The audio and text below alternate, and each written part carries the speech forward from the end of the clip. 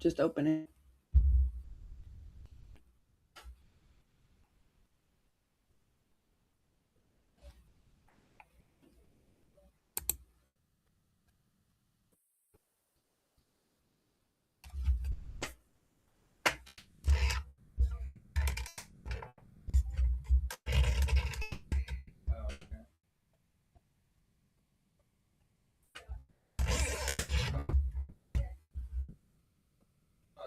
You want me to recast it or something?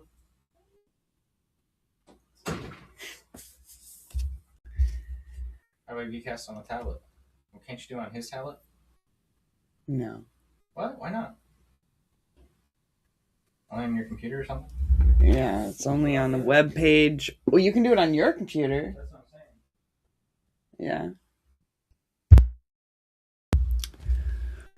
Good morning and salutation, folks. Let's get some music going on while we wait for some viewers. Get this posted too.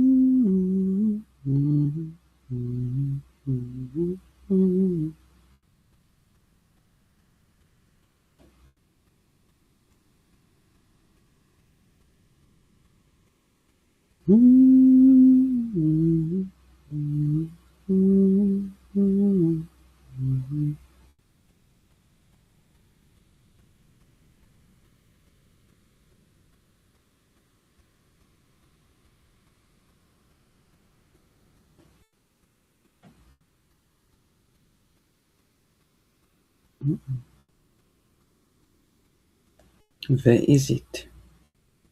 Dad, is it working? Dad? Hold on. You're gonna wait a minute, okay? Okay. Leave my door open.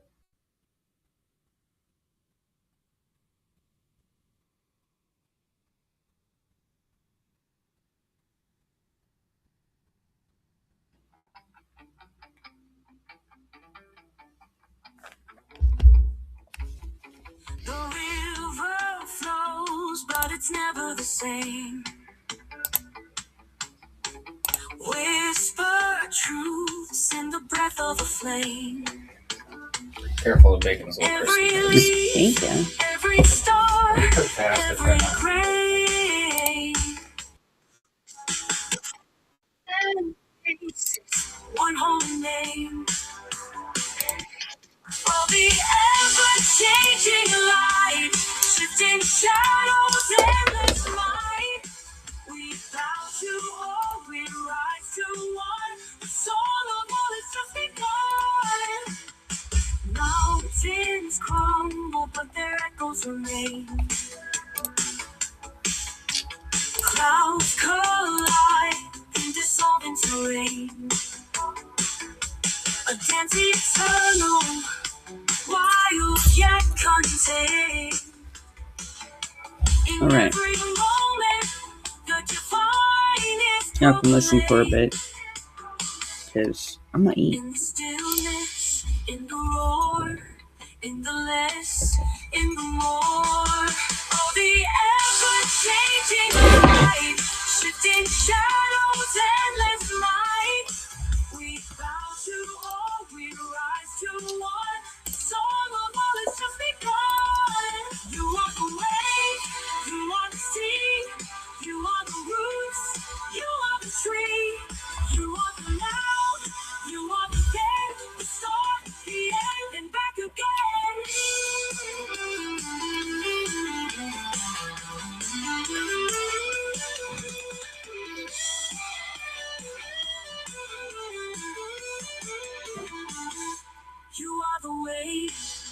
are the sea, you are the roots, you are the tree, you are the now, you are the end. Oh, yeah, there. Well, I meant you can put that on Microsoft over here, right? That's what you do.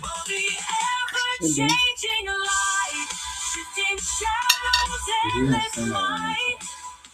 Bow to all, we rise to one. The song of God has just begun.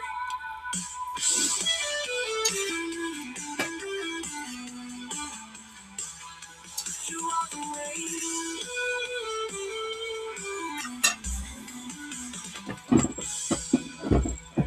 I think.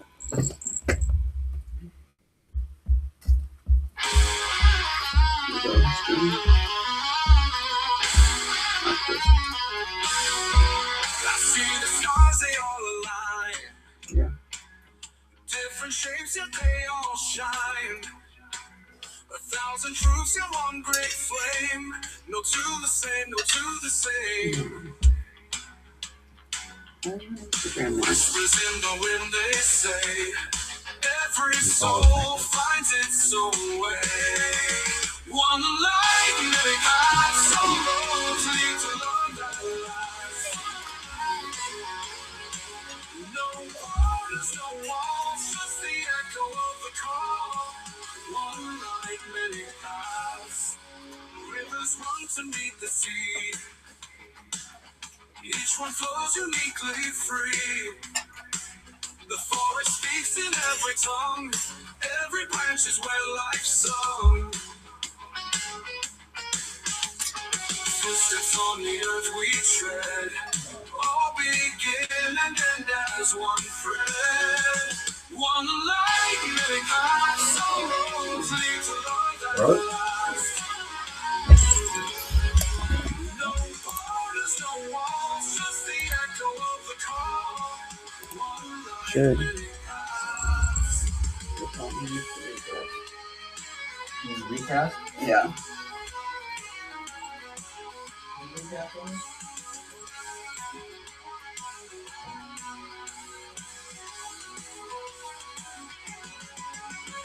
Like many paths, all roads lead to love that lasts.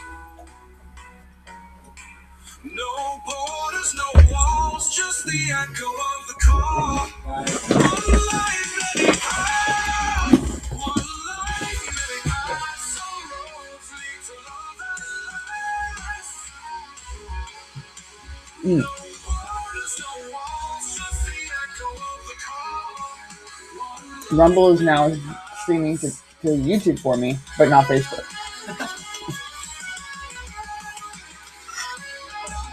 Your game doesn't want to get a connection already. Takes a lot more upload than one life, many paths, all roads lead to love that lasts. No borders, no walls, just the echo of the call. One life, many paths. I am here, folks. Enjoy the music. You don't want to see me stuffing my face.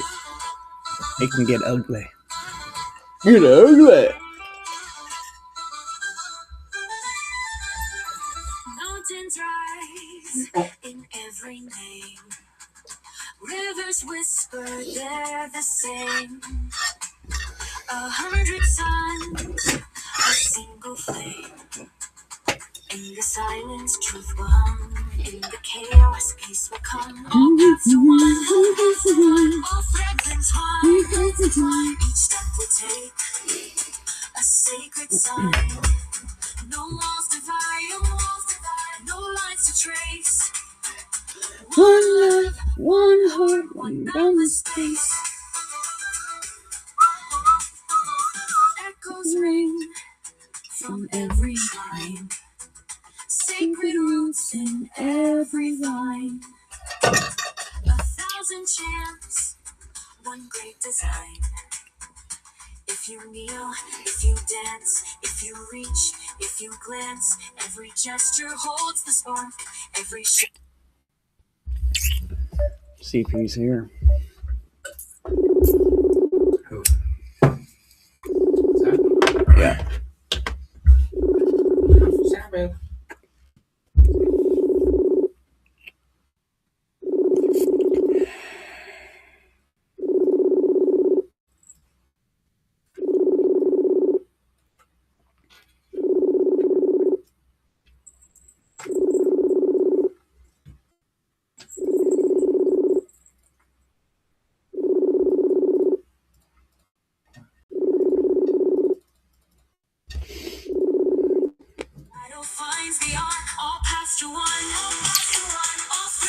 Happy Sabbath.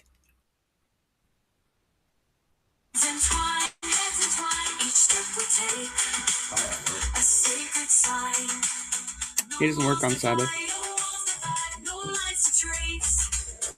He never has. One love, one heart, one boundless space.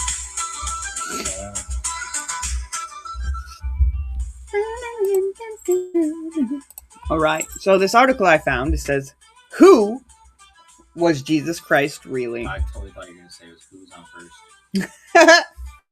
What's on second? Who is? Who's on second? What's on first? Who? I thought he's on second. You gotta run the second.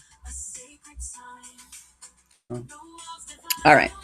Jesus Christ is one of the central figures of Christianity, and the story of his life is the basis for the New Testament in the Bible. We all know this, right? Common sense. Everybody knows. All right. But depending on your beliefs, you might see Jesus as both the Messiah and a historical figure. The Bible tells us a certain amount about his life, but very few historical sources exist from the time he was alive. This means it's a challenge for secular historians to find information about Jesus outside of religious texts. We were talking today about biblical figures versus historical figures, or scriptural figures, because there's even other scriptures that refer to their, but most of those are historical, they can find. But what about like the Greeks or the Romans? Those are scriptural. They have poems and stories about all these mythical gods, but there's no historical proof of them. So, but there still have been some fascinating discoveries in recent decades. Some serve to support the stories told in the Bible, while others tell a different story entirely. This is a picture of Jesus praying. It's supposed to be when he was praying in the Garden of Gethsemane. If you can take this burden from me, God, Father, do so, but not only according to your will. While there aren't many sources that mention Jesus apart from the Bible, historian Andrei Shvetsores explains that a few authors have written similar information about his life. The most widely known writings are attributed to Flavius Josephus. Can you figure out who he is? Say the name one more time. Flavius Josephus. Claudius? Flavius. Claudius. No. Flavius. Flavius. Yeah, you can be watching me, supporting me. Rat face. Sure wasn't. You're not. Otherwise, you'd see the screen and know how to spell it. And I only got one viewer, and it's not you. Anyway, he was a Jewish scholar who lived during the 1st century CE. He mentioned Jesus twice in his work, Antiquities of the Jews. This is what they believe Jesus actually looked like. A specialist in forensic science, British researcher Richard Neve, reconstructed the face of a typical adult from the time that Jesus lived. The result was a dark-skinned man with short hair, very different from the average depiction of Jesus as a pale-skinned man with long hair and blue eyes. According to the Gospel of Luke, Jesus was very knowledgeable from a young age, probably because he did not come from a poor family, despite what people want to believe. Just because Mary had him in a stable did not mean that they were poor, and we'll touch on that later on with these articles. Poor is a relative term. That is true too. A little known fact is that Jesus never actually condemned homosexuality in the Bible. In fact, he never even mentioned it once. Although many Christians celebrate Christmas on December 25th, most are unaware that the New Testament doesn't say what day Jesus was born. But he wasn't born on December 25th, let me tell you. According to researchers, it's more likely that his birthday falls sometime between May and November, during the hottest months in Israel, when the shepherds would have been tending their flock. The three wise men, this actually is in the Bible, because it tells you when the wise men found the child, it references Christ as a child, not a babe, because as soon as the three wise men saw the guiding star that alerted them to the birth of Christ, they started their journey to Bethlehem. Researchers have traced the route they likely took and concluded it would have taken 2 years to arrive. This would have meant that they would not have visited Jesus in the stables shortly after his birth. In fact, they probably were no longer in Bethlehem at the time. They were probably back in Nazarene. Astronauts believe that the star of Bethlehem that marked the birth of Jesus was the result of a conjunction between Saturn and Jupiter. This astrological event occurred in 7 BCE in the Pisces constellation. Jesus was a Pisces. Jokes, people, I just joke. The town of Nazareth. Tomatoes. I'm gonna throw them at you. The town of Nazareth was small and insignificant. In fact, in today's day and age, it probably would have been considered the ghetto. The place is even jokingly criticized in the Gospel of John. Philip, the apostle, tells Nathanael that the new Messiah was found in Nazareth. Nathanael replies, "Can anything good come from Nazareth?" The Greek term for Jesus' profession is tekton. Tekton. Although the most common translation is carpenter, scholars explain that the term refers to a craftsman or a mason. Jesus most likely worked as a mason, which would also make sense if he's the cornerstone. He worked with stone. He was a mason.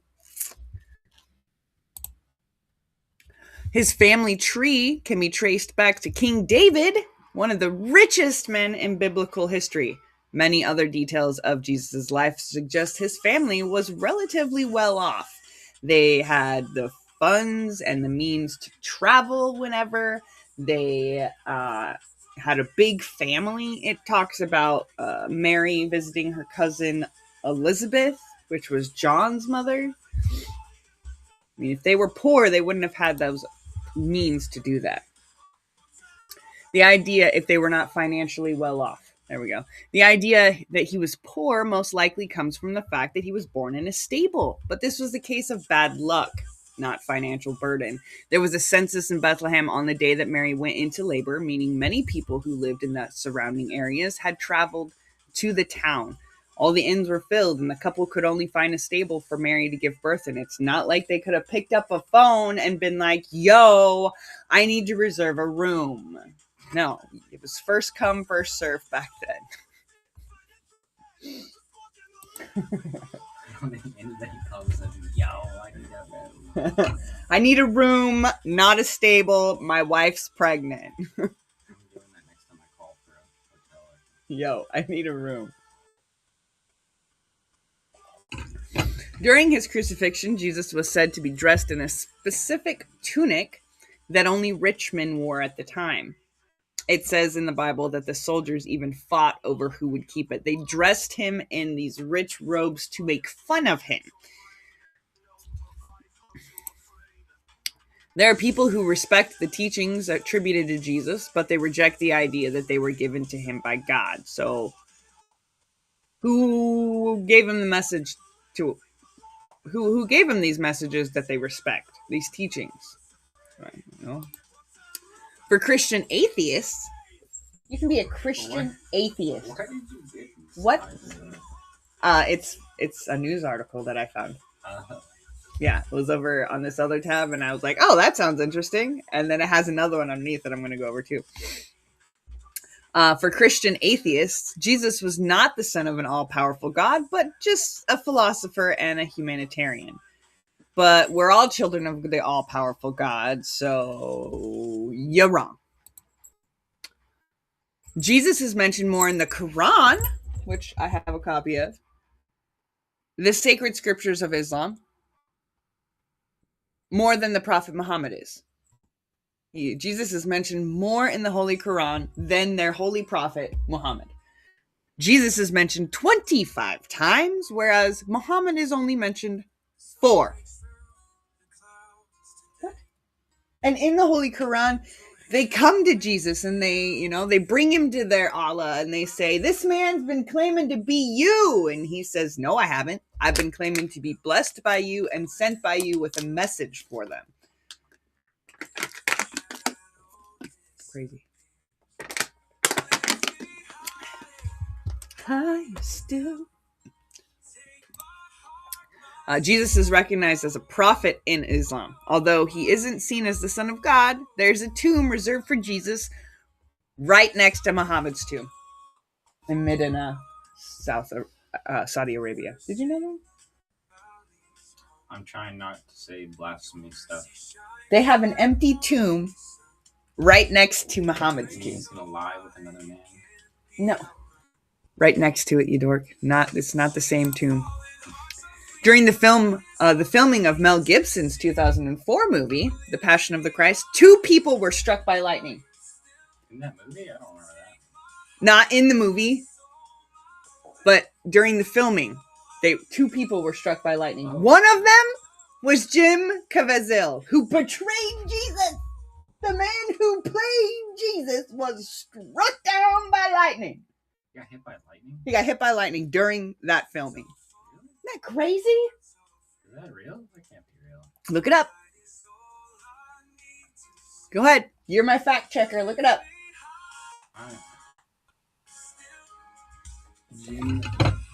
Jim Caviezel. Caviezel. Let me spell again. Caviie. Hey, it says there's a video. Z-E. Of him getting struck by lightning? Dude. Really? Oh, I remember this guy. Oh, when he was on the cross, too. What? What? No way. That's what it says.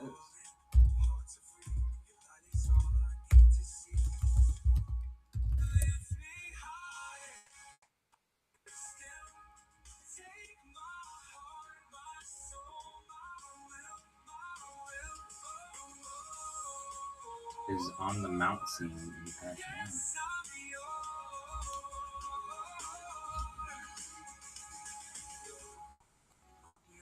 Well, alright. I guess the internet says it's true.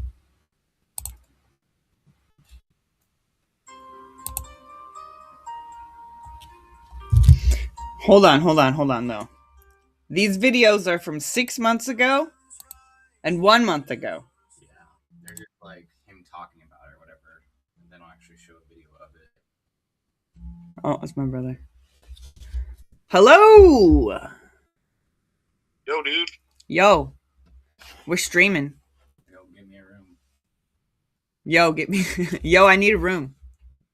A room?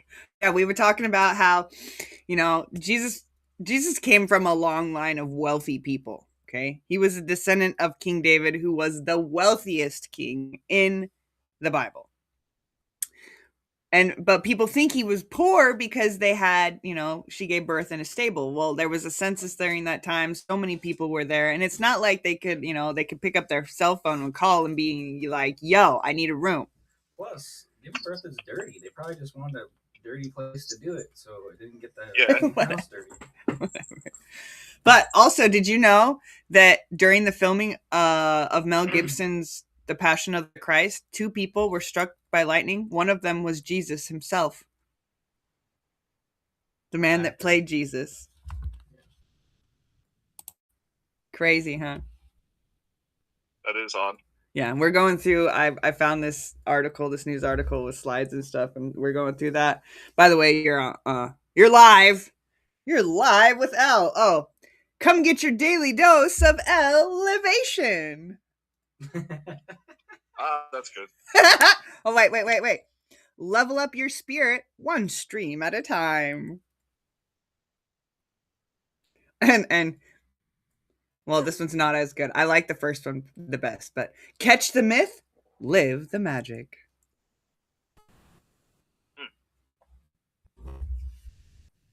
My vote is on door number 1. Yep, door number 1 was the best. All right. So our next little slide says, it's more lightning facts. A 65-foot statue of Jesus located next to a church in the city of Monroe, Ohio, was struck by lightning and destroyed by the subsequent fire. Maybe it's a sign. Y'all stop fucking worshiping this image. I will strike it down. I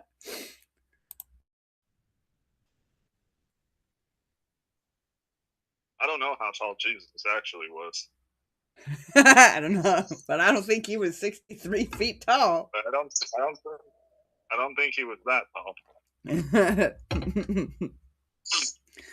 All right. Well, computer's back for good. Nice.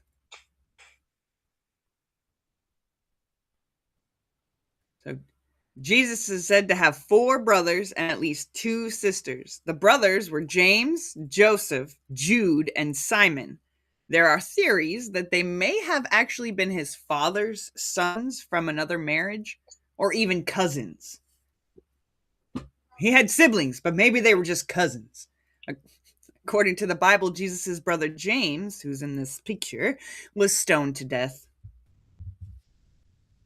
Probably for being like, yo, my brother was Jesus.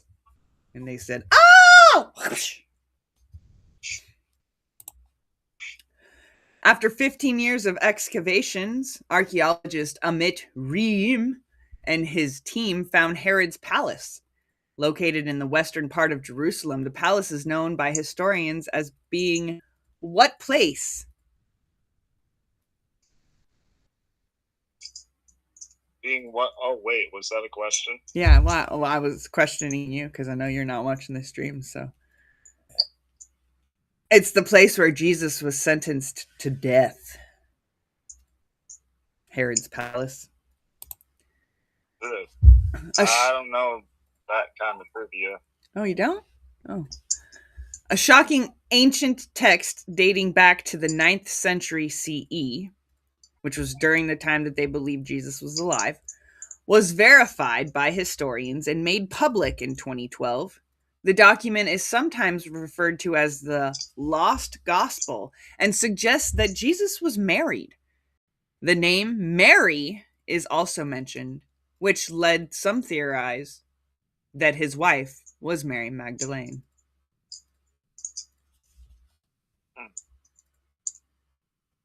I mean, he could have just married her to shut the people up, but not had any, like, extramarital coming togetherness. Who knows? Because Jesus never really talked about sexuality or sex or any of that. He never once mentioned any of that. Homosexuality, people being mean to people because, whoa, Jesus said it's a sin to be gay. Jesus never once mentioned homosexuality at all that we know of, but none of us were there. Because I think that Jesus wouldn't have mentioned it because sex is the flesh lust, the lust of the flesh. So he would have had no... Oh, it kind of reminds me of the clones from the island. Like, until it was shown... Innocence. Yeah, childlike innocence. But he did say, you know, the children shall inherit the kingdom of heaven. And in heaven, there's it states that none shall be given or received in marriage. So, you know. Burden of the cross. Evidence points to the fact that Jesus carried just the horizontal part of the cross, called the patibule. Jesus could have dragged the cross rather than carried on his back, as it weighed around 60 pounds. But people carry hundreds of pounds on their back now. Pretty sure Jesus could have carried that. So I don't know why people theorize that he didn't. Contrary to popular depiction, Jesus was not nailed to the cross through his hands, but rather through his wrists. If his hands had been nailed to the cross, they would have torn from the weight of his body and he would have fallen.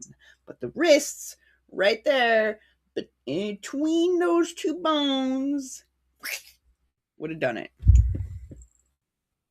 Sorry. Very descriptive. His death on the cross would have taken up to 6 days.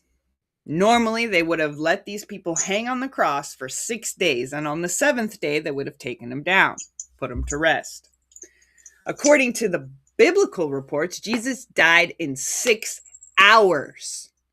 The crucifixion occurred around 9 in the morning, and his death occurred at 3 p.m., which would explain why the guards that were guarding him looked up and they're like, dude, he's dead already? What? After the hour of darkness that they had. Where God turned his back and said, I can't even look at this because it's too much sin, and my heart breaks to see that my people would do this. So anyway, and then the guard was like, well, just pierce his side. Just check it that way. If he's still alive, I'm sure he'll say something. So they stuck a piercer up there, pierced it, and out came blood and wine. The Bible states that Jesus' death occurred on Good Friday, and he rested in the tomb on that Saturday, and he rose again on Sunday, which is why we have Easter Sunday. Historians concluded that his death must have occurred in either 30 or 33 CE. So I'm guessing that the CE is like Christ's, that's when he was alive. I don't know. Common era. Oh, common era. No, that's what it's called, is the common era. Yeah, so right now we're in 2026 CE. Well, we're in the AD still. Anno Domino, the year of the Lord.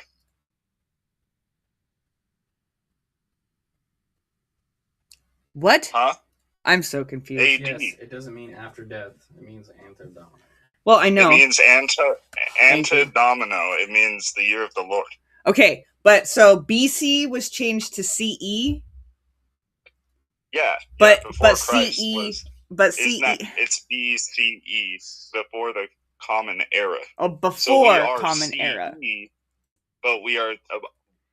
My understanding is we are AD though, not CE. It's the same but different. So same but different. This is so weird. Anyway, why can't it just be the year? Just the year. When did they start over? When did they decide, oh, this is going to be year 0 right now? When man decided, I want to control just one more thing. Og Maxium 789, yeah, we game sometimes, but this one that I'm streaming on right now is a little puny little notebook computer, so I ain't going to be streaming much games on this one. I usually play Dreamlight Valley. Forza? What's Forza?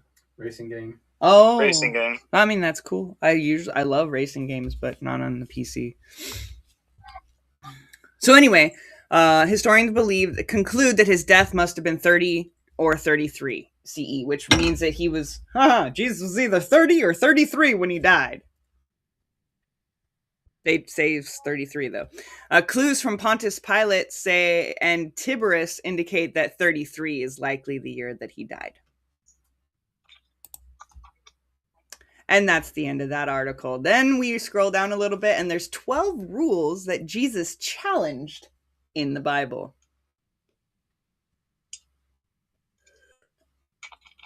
You want to stick around as a co-host? I'm going to get back to playing Genshin and cleaning. Fine, whatever. How can you clean and play a game at the same time? Because there's autoplay and a lot of this is story driven, so I'm just listening to the dialogue. For shame.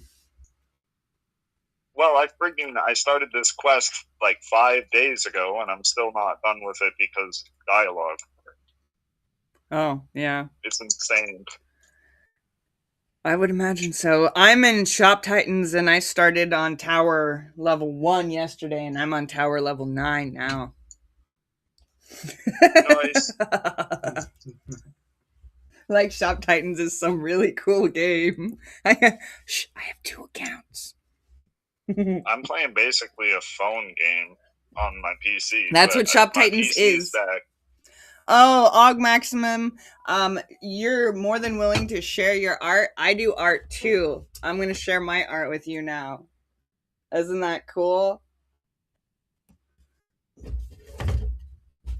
Are you waiting for the link to the creator profile? Hey, I'm we sure. Can help you with your screen. I'm sure they're going to. I've already invested in one person and I realized it wasn't worth the investment. Sadly, I can do that stuff myself if I really want to. I'd rather take pictures from my real life and use that in my stream so that it's more personalized, because that's what my stream's about. You can get a drawing tablet, though. A cheap one. I have one. Oh, you do? Why don't you use it? I do sometimes. Because, I mean, I got mine, too. Yeah, that's what everybody's art is that they try to promote to me. Oh, that's cool. I only use it to play Osu. I don't draw. Yeah, I got it originally to draw, and then I started playing games on it, and then it became little man's school tablet. And wait, are you talking about that Samsung thing? Mm-hmm. No, I mean like a like a Wacom tablet where it plugs into your computer and then you draw on it. Yeah, that would be cool. But the Galmon is pretty cheap. There's no display on the board, so you have to do it kind of by feel. Weird. Yeah, well, I mean, you have your screen up and you can see where you're hovering and stuff, and you just... I mean, I play Osu with it, and that's a quick target-based game, so it can't be too hard to paint. You got a drawing tablet, and you play games on it. Yeah. Okay. Hold on, I'm gonna play Osu real quick. I just have to kill this dialogue. All right, well, I'm going to do this dialogue while you're doing that one. Since 2021, belief in Jesus among U.S. adults increased 12% points, from 54% to 66%. A religion news service report notes. If you read the Gospels closely, Jesus wasn't just comforting people. He was quietly and sometimes loudly pushing back on the rules everyone assumed were untouchable. Many of the religious norms of his time were treated as divine law, even when they crushed people under guilt, shame, or exclusion, which is happening today even. Jesus didn't challenge rules to be rebellious. He did it to restore harmony, compassion, and meaning. These moments still feel surprisingly relevant today, especially when faith starts to feel more like pressure than freedom. The Sabbath was meant to be a gift, but by Jesus' time, it had turned into a rigid checklist. Religious leaders criticized him for healing, for allowing his disciples to pick grain, and for helping people on that day. Jesus flipped the logic by saying the Sabbath was made for the people, not the people for the Sabbath. In other words, rest was supposed to serve common human life, not control it. He said, I give you this day to spend time with you, to have communion with you, to have partnership with you.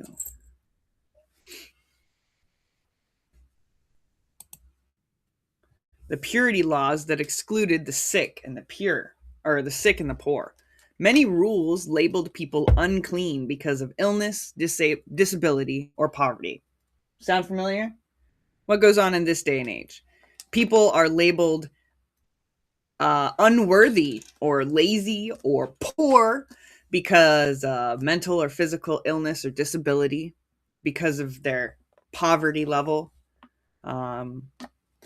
because they're just different. Jesus touched lepers.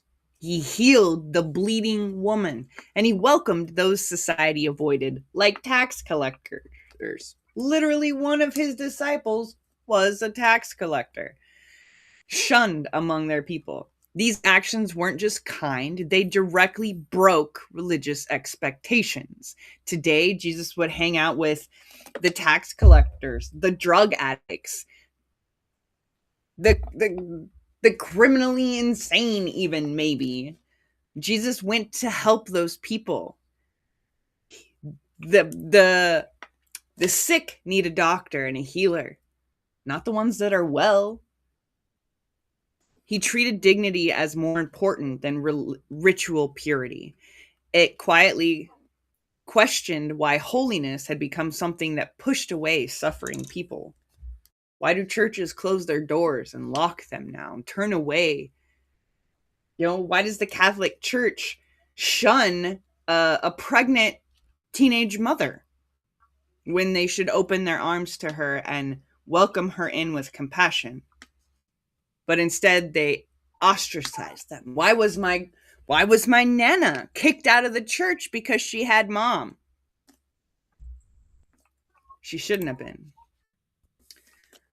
The belief that wealth equals God's favor.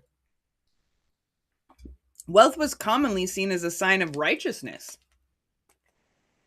Jesus challenged this idea directly. He warned that riches could actually pull people away from God. He spoke often about money, generosity, and attachment, sometimes uncomfortably so. When he said it's hard for the rich to enter the kingdom of God, it shocked his audience. The rule he disrupted was the idea that success automatically means divine approval. It does not. In fact, it states that those who have those riches and have those things that they are attached to, that they're unwilling to let go of, then they are receiving their rewards here on earth. Whereas those who do not have riches waiting in the hereafter. Strict fasting as a measure of holiness. The priests and people of that time fasting was often used to signal their spiritual seriousness. When questioned about why his followers didn't fast like others, Jesus responded with warmth and humor. He said, "Why should they fast when what they are fasting for is already here?" He suggested faith wasn't about the public displays of suffering, and that's what they would do in those days. People would fast and they'd go and they'd be like, "Oh, poor me, ashes on my face, I have not eaten." But spiritual life, in his view, wasn't meant to feel joyless or performative. The message landed softly but clearly. Devotion isn't proven by how miserable you look.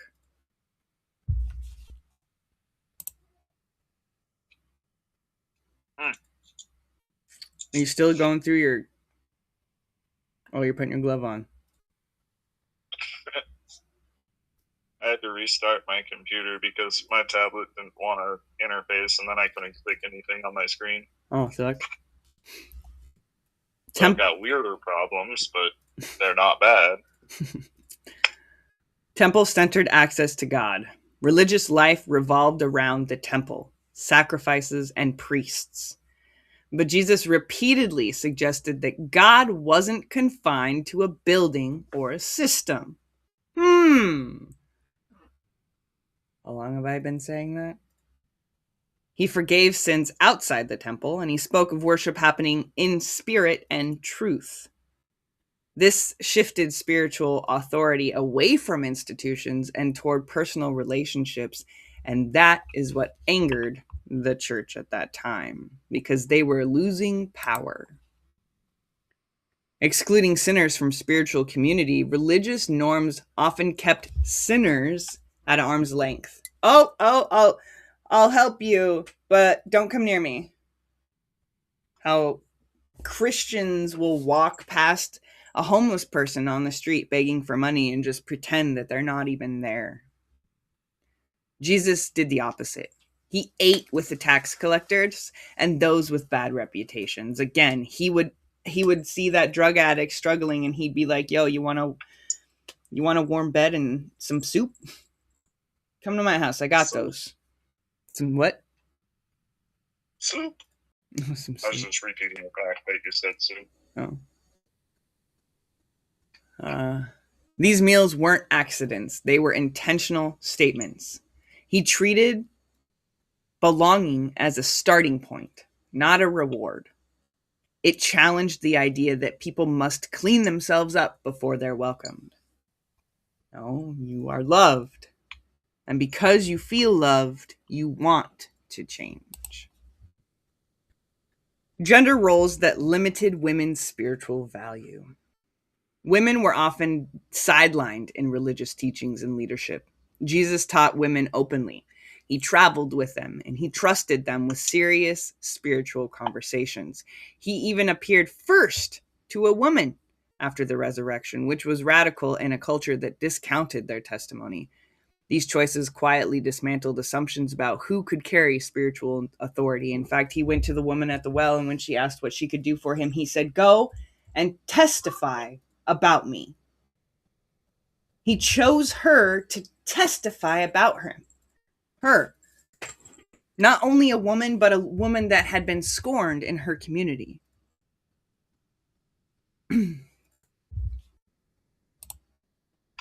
The idea that sin is always obvious and external.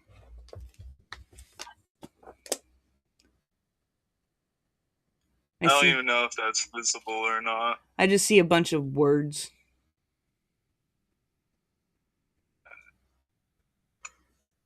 Trying to set it up so it's visible.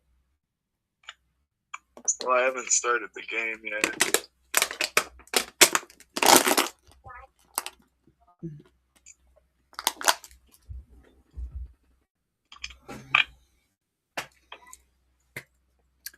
Sin was often treated as something you could spot from the outside. If somebody had leprosy, that means that they were a sinner. If somebody had a weird mark on their face, it meant they were a sinner. But Jesus redirected attention inward. He talked about motives, thoughts, and intentions. He challenged people who looked religious and righteous, but harbored pride or cruelty. This made faith more personal and less performative. It also made self-reflection unavoidable.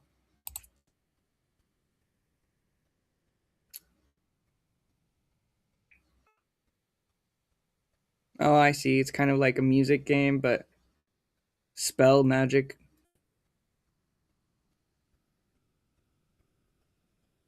That looks very kind of monotonous. It's like Guitar Hero on steroids. Yeah, I guess I can see that. It's just a rhythm game, but it's fun. All right. Well, fine. I'll let you get back to your game. I only got 6 more slides left, though. Are you sure you don't want to stay for that? I'll sneak out for a cigarette anyway, so okay. I'll stick around a little bit more.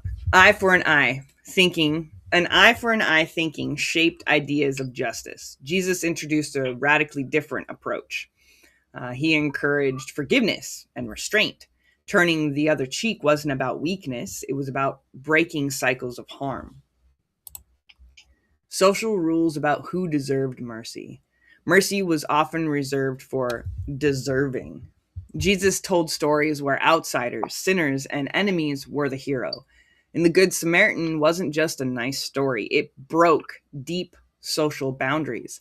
He suggested compassion mattered more than group identity or moral status. The idea still makes people uncomfortable for a reason. Good stuff. Legalism Good that... dog. Huh? Oh. Legalism that valued rules over love. Many religious leaders focused on precise rule following. Jesus pushed back by summarizing the law as love for God and love for others. He criticized leaders who followed the letter of the law while ignoring justice and kindness. His message wasn't anti-law, but anti-heartlessness. Love, not technical obedience, was the point.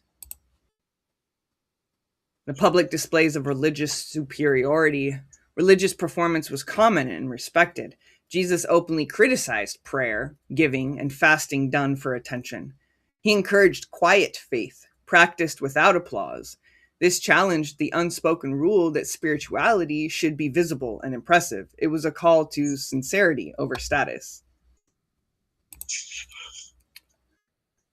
Key takeaways: Jesus didn't challenge rules to create chaos, but to restore compassion, dignity, and purpose. Many of the norms he challenged were deeply rooted in religious life, which is why his actions felt so disruptive. His teachings consistently prioritized people over systems and love over appearances. Even today, these moments invite believers to ask whether faith frees people or weighs them down. But of course, this article has disclaimers. This disclaimer is that this list is solely the author's opinion based on research and publicly available information. It is not intended to be professional advice. Disclosure: this article was developed with the assistance of AI and was subsequently reviewed, revised, and approved by our editorial team. Hey, that's pretty cool. I'm glad you did that. And then it's got these odd traditions and 20 of the worst American tourist attractions ranked in order. Why would you add those two slides to... Oh my goodness gracious. Because people love lists. Apparently. All right, we're going to stop sharing. That was interesting.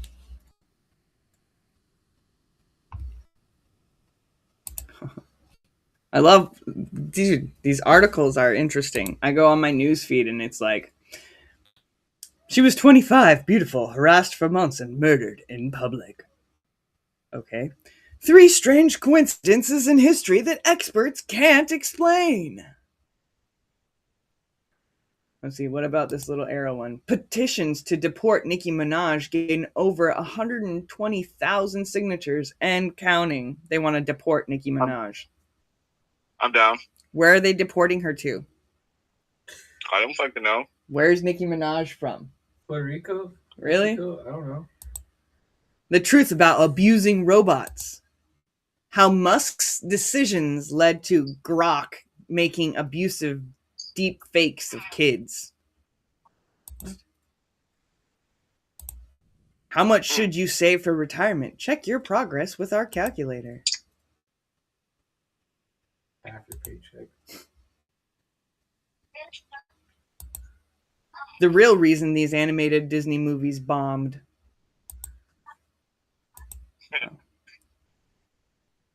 All right. Well, I'm going to let you go and get back to gaming. Okay. Have a good day. Happy Sabbath. Love you later. Love you later.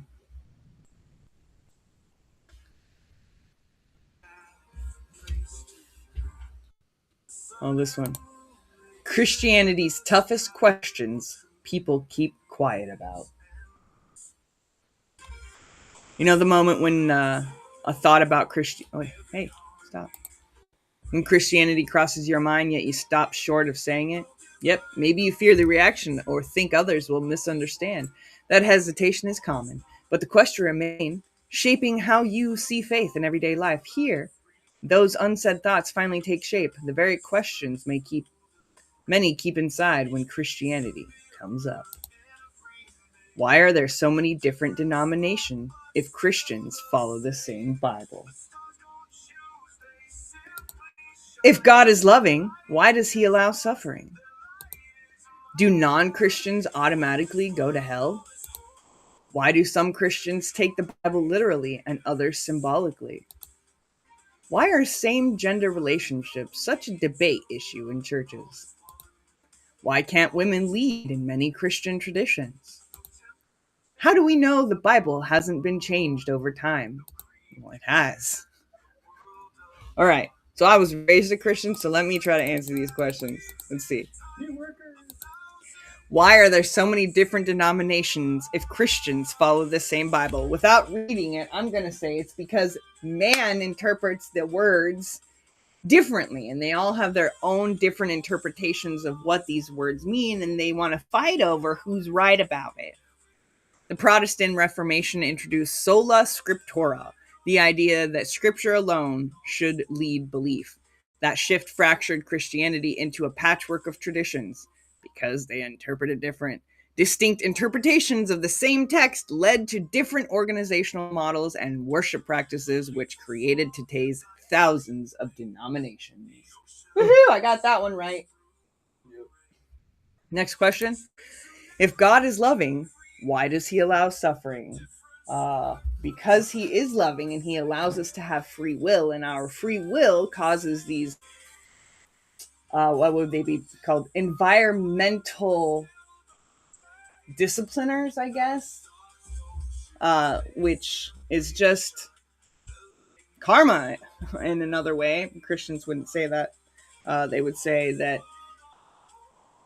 because sin entered into this world by our actions and our given free will, and we still choose those actions over the will of God, then we have these repercussions that occur, which are environmental disciplinaries. The book of Job presents one of Christ's oldest dilemmas. Oh, and this is also another one, testing to see if your love is true. How love and suffering coexist. Explanations differ wildly. Some emphasize God's sovereign plan, others highlight human free will. Many believers conclude that hardship itself can refine spiritual character, making suffering a space where faith deepens rather than disappears. Because a diamond is only created when it's under extreme heat and pressure. Do non-Christians automatically go to hell? I don't believe so, because I believe it's the faith in the message. Only if they've never heard the Bible. Can you be so lucky?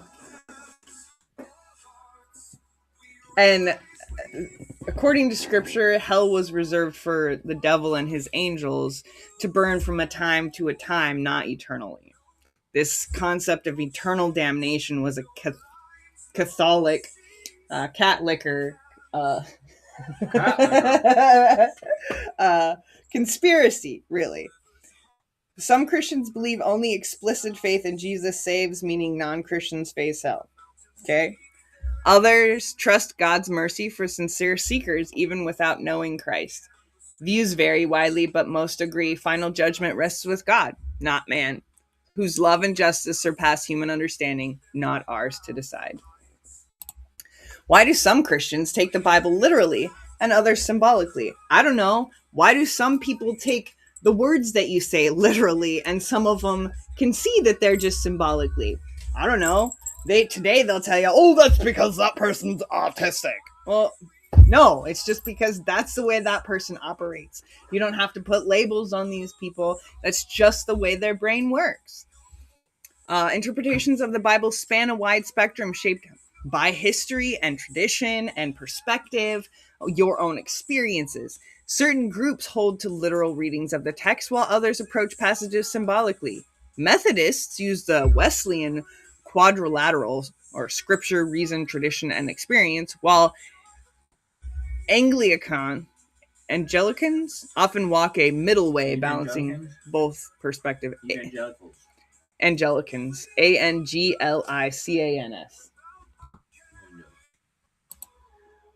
Why are some gender relationships such a debate issue in church?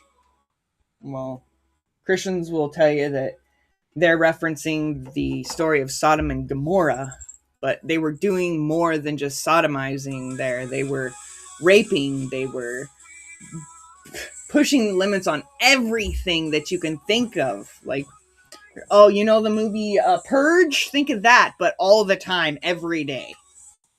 Churches examining the same scriptures usually reach opposite conclusions. Traditional communities read the text as prohibiting same-gender relationships outright.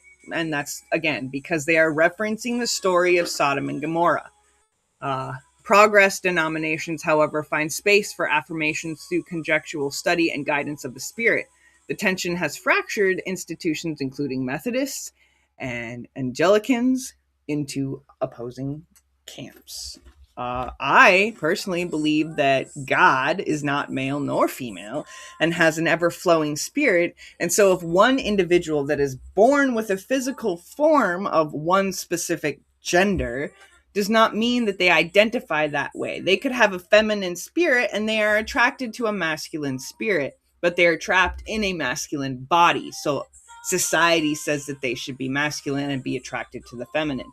But that's not necessarily true. It's what's the spirit inside of the individual. Why can't women lead in many Christian traditions because we're too damn emotional. Debates over women in leadership hinge on specific biblical passages, including 1 Timothy 2:12, which some interpret as limiting roles to men. But it also says, as we read earlier, that Jesus spoke to women first. It states that in the end times that many will be prophets. Young, old, male, female, does not matter. They divide. Other churches read scripture differently and now ordain women as pastors and bishops. The divide reflects how traditions adapt or resist change when gender roles are reconsidered. How do we know the Bible hasn't been changed over time? Well, it has. That we do know. It's historically been told it's changed. And there are so many different versions of the Bible, and they're all a little different. So it has been changed. When the King James Bible was put together, it was discussed by a council, and they all said, well, we think these books should be in it, we think these books shouldn't be in it, because these books will be easier to control the masses with, and these books makes them wonder and question what we would be telling them. Concerns about alterations are addressed through thousands of ancient manuscripts that allow scholars to trace remarkable consistency. The Codex Sinaiticus is one example of this record, which the Catholic Church holds onto. And did you know that when they wrote the Bible, they give certain specific parts of the text to individuals, and they break it up so no one individual can interpret the whole Bible. They can't know the whole thing. They can only know bits and pieces of it. That's been going on in the Catholic Church for hundreds of years. Careful copying practices and cross-checking across traditions demonstrate that the Bible's core message has endured through centuries, except for the books that they removed. Why? And some Christians, older Christians, will tell you, well, those books were removed because they don't hold ground. But the stories that are in them can be found in other books and other sources. So why wouldn't they hold ground? Why does God seem so different in the Old Testament compared to the New? Well, why do your parents seem different with you than they do with their grandkids? Because they evolve, they grow.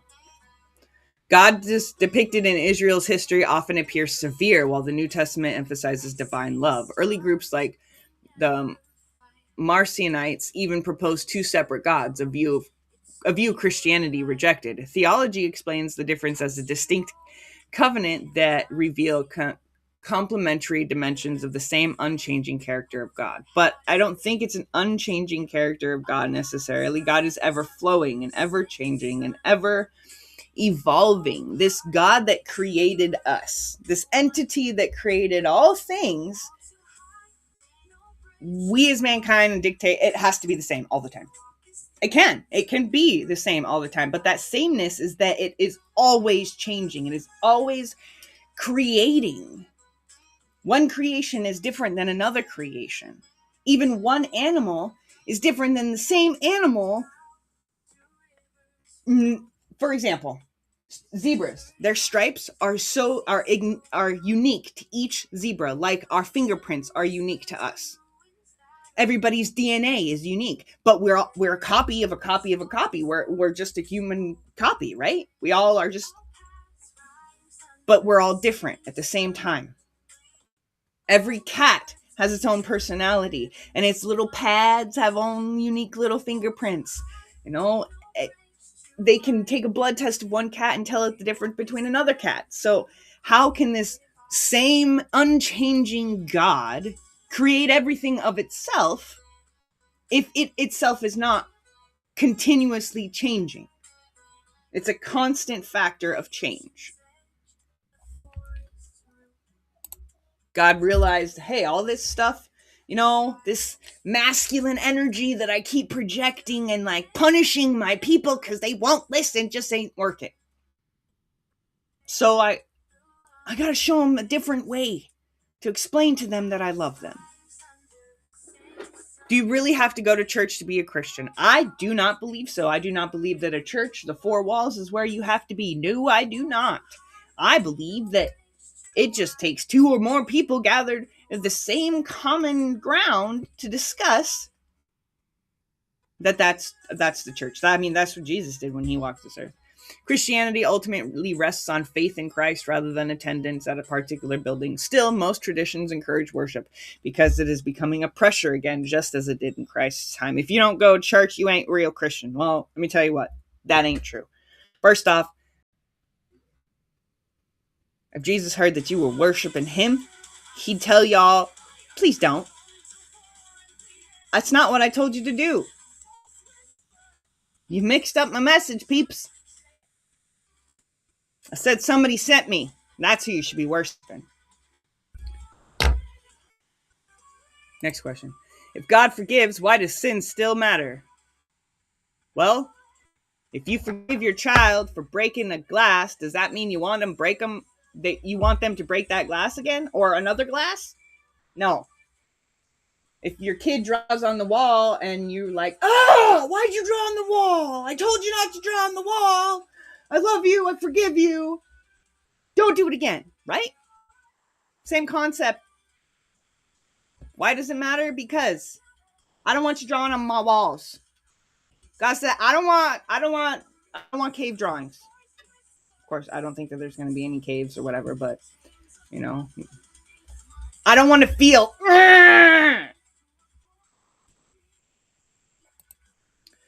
Why do Christians pray if God already knows everything? So true.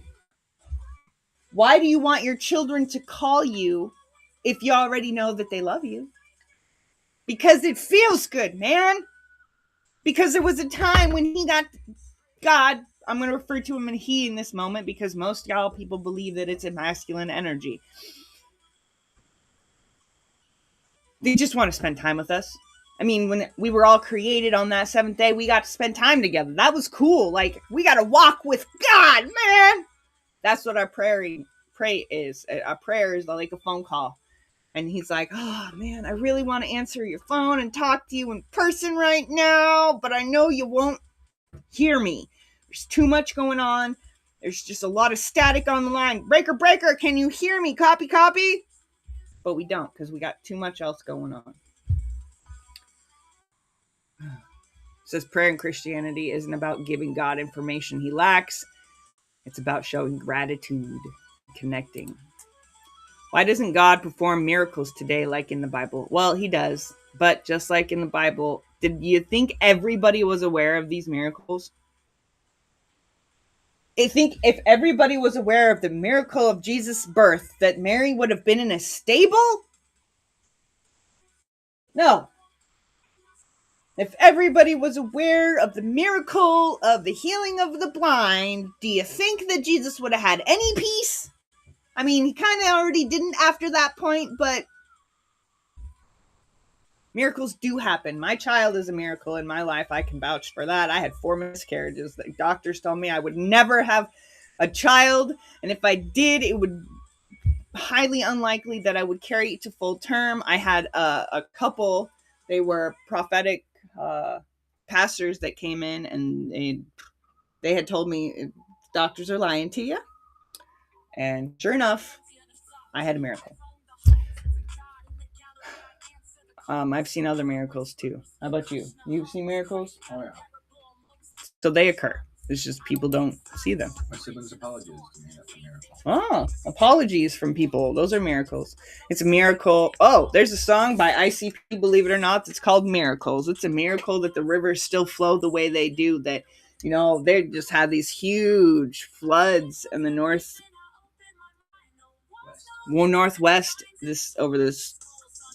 the end of 2025. Flooding from heavens. It literally said that rivers were opening in the sky and creating these. They were called what? Heavenly rivers or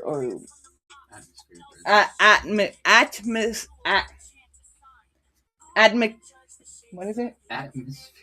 Atmospheric rivers. There we go. Atmospheric rivers opening up in the sky. That is sky rivers. Sky rivers are opening up. But my whole hometown was not wiped out. I have loved ones there that I was scared for. But it wasn't completely wiped out. That's a miracle. How can Christians justify wars and violence in history done in God's name? I don't know. I seriously, I don't know how to answer this because I don't think it's right. Some Christians point to just war theory developed by thinkers like Augustine to ethically frame conflict. Others acknowledge that rulers misused religion to justify violence, including the Crusades. I agree with that one. Today, many denominations emphasize peace, with some, like Quakers and Mennonites, rejecting violence entirely as incompatible with Jesus' teachings, and they are incompatible with Jesus' teachings. Why do some churches get involved in politics? The same reason why the church got involved in politics in Jesus' time. Money and power. A few churches get involved in politics to advance their moral values, influence legislation, or address social issues like poverty and justice. Wrong! Wrong! You think that's what they're doing, but it's not. They just want more money in their pocket and more power in their hand. Is it wrong to question your faith? No, it is never wrong to question your faith. In fact, questioning your faith just... Jesus had a man come to him and say, "Forgive me for my lack of faith." And he said, "What? You got faith like a mustard seed." This man who thinks he has no faith comes to me. That shows faith. When you're questioning your faith and you're like, "God, I just don't know. Can you help me out?" I questioned my faith many times. And I was revealed the same thing, that every time I'd say, I don't know where my faith is. You say, "Look, you're reaching out. You got faith right there." Questioning belief is often understood as a part of spiritual growth. Some churches create spaces for dialogue and welcome difficult questions, while certain traditions emphasize holding firmly to established beliefs. Biblical texts like the Psalms reveal that doubt and honest searching can belong within a faithful life. David wrote a lot of those Psalms, and he would have been considered to be suffering from depression or bipolar disorder in today's day and age. And he questioned many things about God. Why are science and Christianity often at odds? Tension between faith and science usually arise over topics like evolution or miracles, yet history also shows deep compatibility. Isaac Newton, for example, reviewed discovery as revealing God's design. The Catholic Church formally accepts evolution, but some groups still continue to resist scientific consensus on certain issues. Evolution does occur, but not on this huge scale that we think. Monkeys are not giving birth to humans, but humans are evolving within ourselves. Our genetic coding is changing. Our minds are neuroplastic.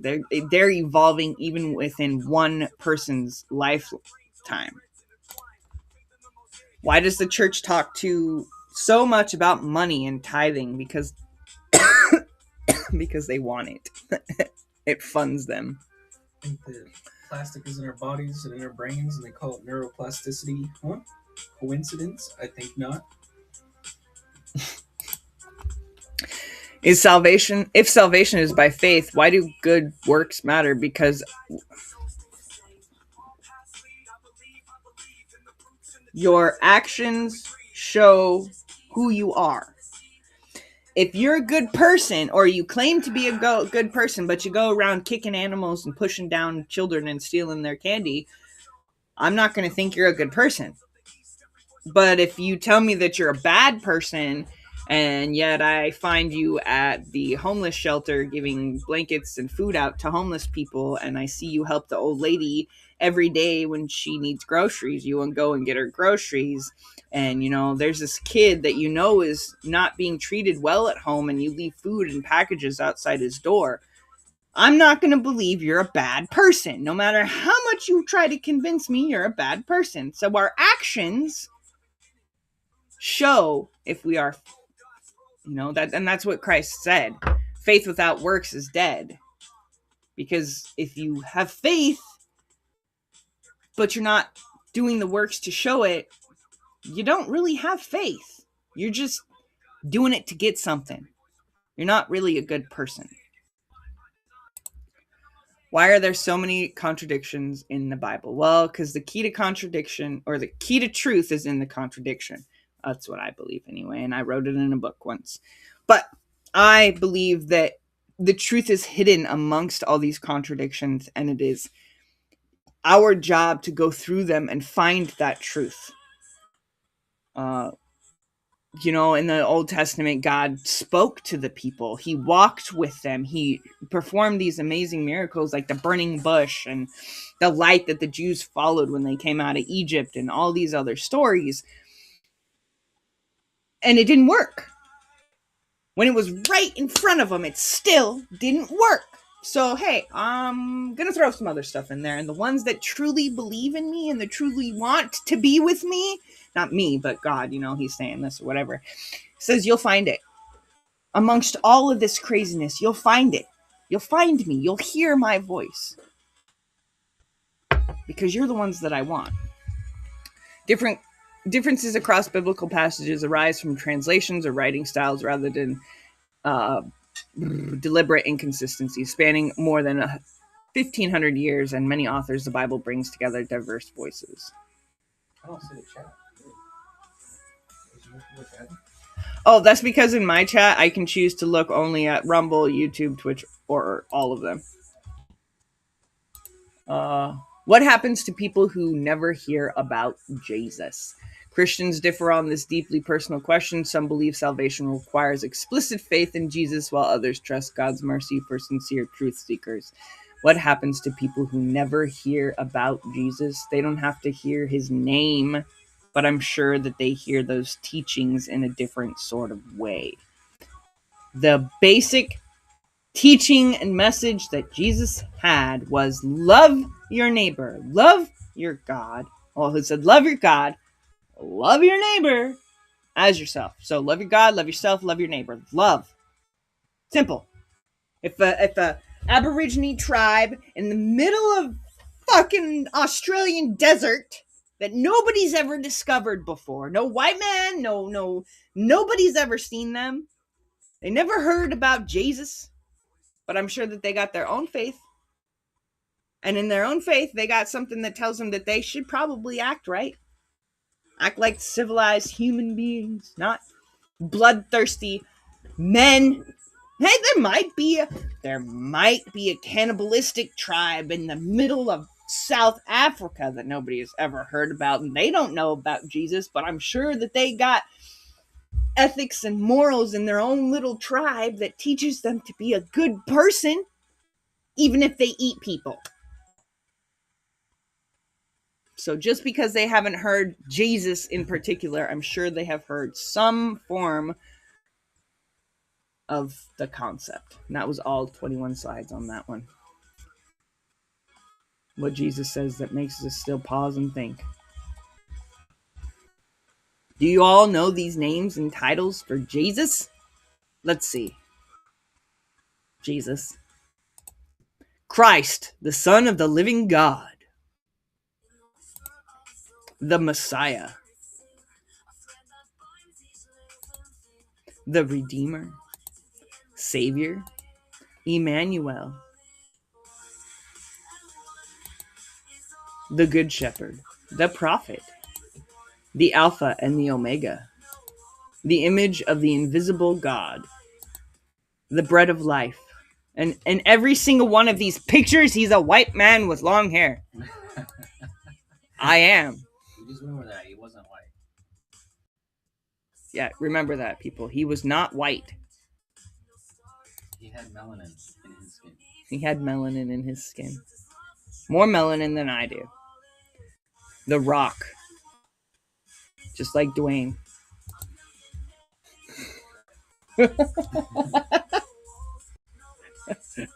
Beloved Son. This is why Christians don't like me, by the way. Rabbi. Wonderful Counselor, Mighty God, Everlasting Father, Prince of Peace. He was the Everlasting Father and the Son. Because he was the Prince of Peace. These are just 30 different names of Jesus. Only for this one aspect of God, there's 30 names. Can you imagine how many other different names there are for God? And we get mad at somebody who has a different religion than us. People! The author and finisher of our faith. You get mad at people that have different clothes on us. What do you mean? Exactly. Because they have a weird name. Harold and Kumar, that cop, didn't like one of them because his name was weird. When he was the one that was more American. So the author and finisher of our faith in this scripture in Hebrew tells us that Jesus is seated at the right hand of God. We're not going to go down that rabbit hole, but I have before. High priest. A mediator. This one would go against the Catholic faith, and I'm surprised it's still in the Bible. 1 Timothy 2:5, for there is one God and one mediator between God and man, the man Christ Jesus, not the Pope. Not your father that you go to in the Catholic Church and say, I want to confess my sins to you so that you know all my deepest, darkest secrets and you could judge me and condemn me and tell me how to punish myself. No. In fact, now the curtain was ripped from top to bottom, so there is nothing keeping you from God. Except for your faith. Advocate. Yeah. The Lamb of God. Fighting the little weeds. He's the shepherd and the lamb. What do you mean? He's the chief cornerstone Oh, and the rock. He's the true vine, the way, the truth, and the life. The light of the world, the head of the church, the word of God made flesh, the resurrection. Oh, that was an obstacle course. The timer was in the box, and you're trying not to get shot. Trump says the U.S. is going to run Venezuela. There's a PS5 out there. There's a tablet right here. I don't know, where's my phone? Mama, do you know where my phone is? Probably in the living room. Yeah, probably in your room, because you were in the bathroom. Then you went and took it to your room. Are robots developing a human-like mind? Pause.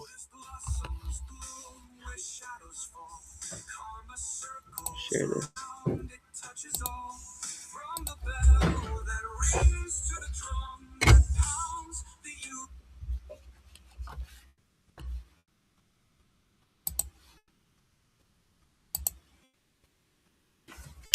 You are watching Cold Fusion TV.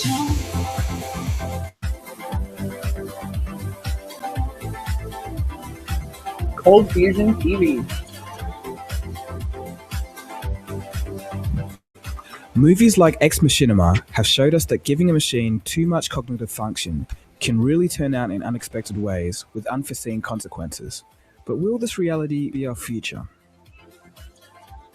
In the past couple of weeks, a milestone event occurred in the field of artificial intelligence and robotics. For the first time ever, a robot had passed a classic thought experiment proving that it possesses self-awareness. In this video, we'll take a look at what that thought experiment was, and then take a look at what awareness actually means before asking some pressing questions, such as, does this experiment prove that robots can be conscious? What is consciousness? And then finally, we'll take a look at the implications. Please take a seat and get comfortable. This video may be of great interest to all curious minds out there. So let's dive in. We got to begin the story with a bit of background. In July 2015, at a robotics lab in New York, a humanoid robot has solved a classic puzzle called the wise man test, showing that it knows when it is speaking. That is, it is self-aware. So here's the basic rundown. 3 programmable NAO bots are told that 2 of them have been given a dumbing pill that stops them from talking. In reality, the push of a button is the dumbing pill that has silenced them. All 3 robots are asked the question, which one of you has been given the dumbing pill? The thing is, none of them knows which one is still able to speak. That's what they have to work out. Unable to solve the problem, the robots all attempt to say, I don't know, but only one of them is able to speak. Upon hearing its own robotic voice, it realizes that it can speak. It uses this new information to correct itself and says, "Sorry, I know now. I was able to prove that I was not given the dumbing pill." To make this make more sense to you, let's view some footage of the test in action. Whoa. You know that auto. Which pill did you receive?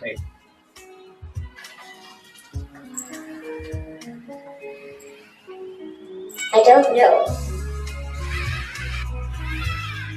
Sorry, I know now. I was able to prove that I was not given the dumbing pill. For our human minds, this may seem like a medial and even trivial task, but for a robot, this task is indeed very difficult. It demonstrates an actual understanding of the situation. You see, the robot has to listen and understand the question, "Which pill did you receive?" as asked by the human. It then must hear its own voice saying, "I don't know," and recognize that it is distinct from the other robot's voices. Once it understands that it is indeed speaking, it finally has to connect that fact with the original question to conclude that it was the one who hadn't been silenced. Okay, so that's all well and good, but some of you technologically inclined viewers out there would be asking, well, how do we know that this isn't just a bunch of programmed if statements? Well, I'm glad you asked. Let's take this further.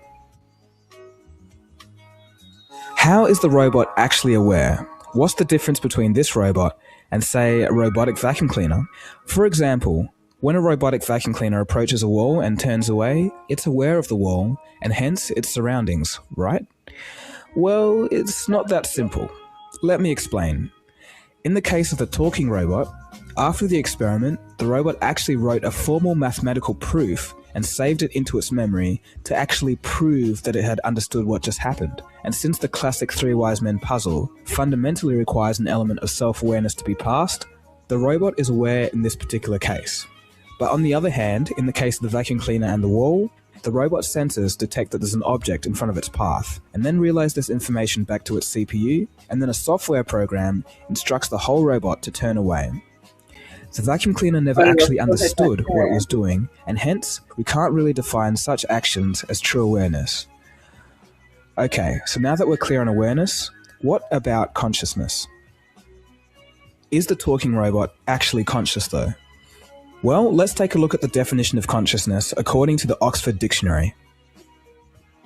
It states, consciousness is the state of being aware of and responsive to one's surroundings. Wikipedia puts it as the quality or state of awareness, or of being aware of an external object or something within oneself. So within the definitions, we have the word aware in reference to both internal and external things, of which we know the robot is. The only thing remaining is the response.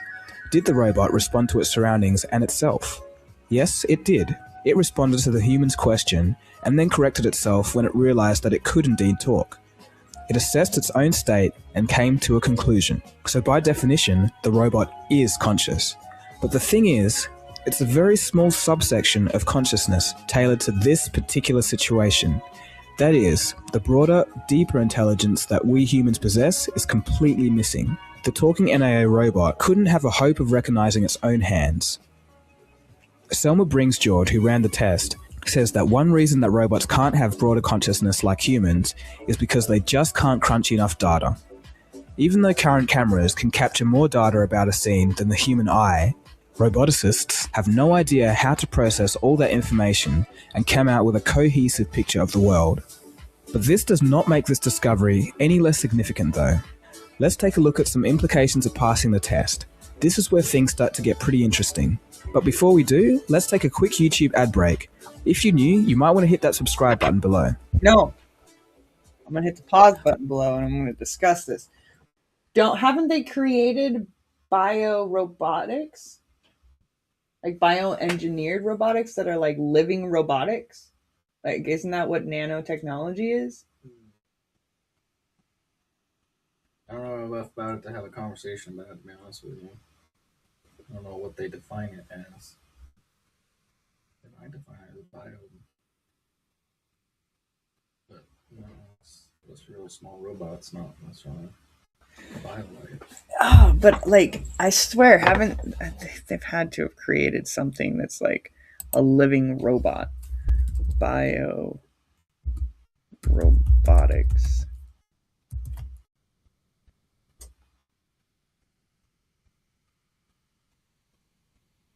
I think bio-robots just mean the robots are so small they go into your body, and that's part of the bio. Well, so it says from Wikipedia definition, it's a medical engineering field and a branch of biorobotics, bionics, like Cyborg. He's a bionic because they go into his systems, such as like a prosthetic or a hearing aid. It acts as those.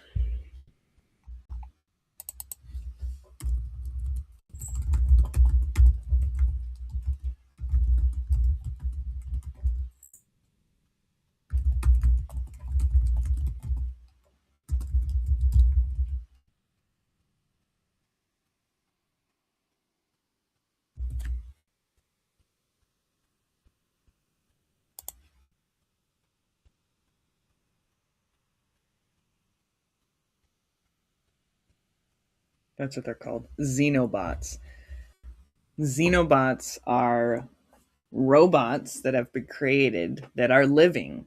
They are living programmable organisms made from living frog cells. They are designed using computer algorithms and can perform various tasks such as swimming, pushing objects, and carrying payloads.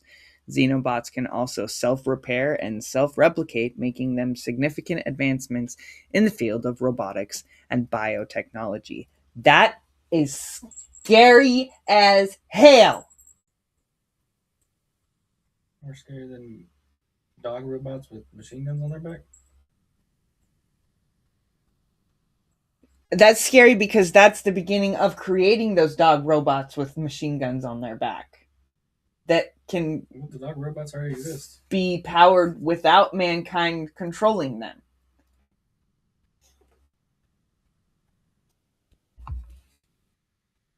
That's scary. All right. I gotta pee real quick and then we can finish this.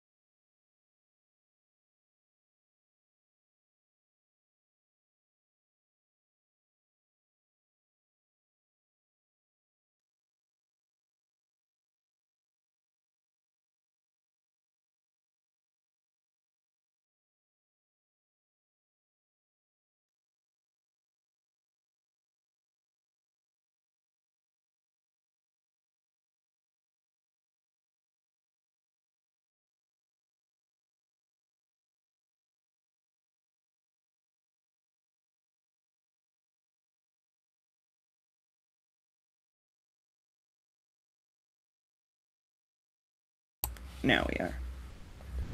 Okay, so we're back. Let's take a look at the implications of passing the test. Brings Jord goes on to say that by passing many tests of this kind, however narrow, robots will build up and collect a repertoire of abilities that start to become useful when put together. In other words, instead of aimlessly debating on whether machines can ever be conscious like humans, he aims to demonstrate specific, limited examples of consciousness. Solving logical puzzles that require an element of self-awareness is an important step towards building robots that understand their place in society and the world.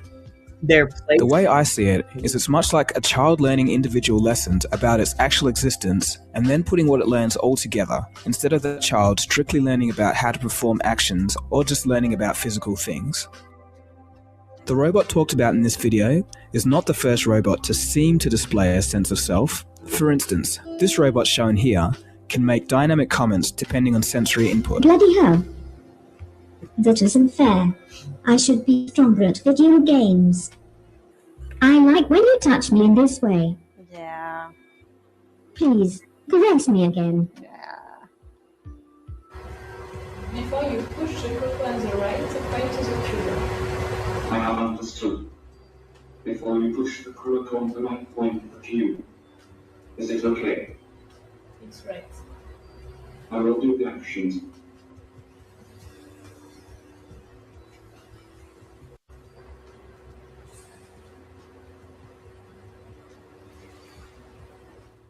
And here is another example.